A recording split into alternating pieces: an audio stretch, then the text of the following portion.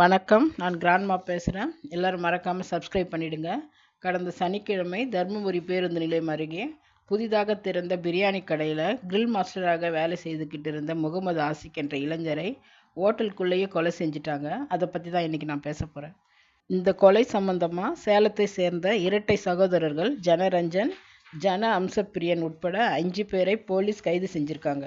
இந்த கொலைக்கான காரணம் குறித்து போலீஸ் விசாரணையில் கொலை செய்யப்பட்ட கிரில் மாஸ்டர் முகமது ஆசிக்கும் சேலம் மாவட்டம் ஓமலூரை அடுத்த ஆர்சி செட்டிப்பட்டி சேர்ந்த சித்த மருத்துவரான சஞ்சனாவும் 3 வருஷமாக காதலித்து வந்ததாக சொல்கிறாங்க.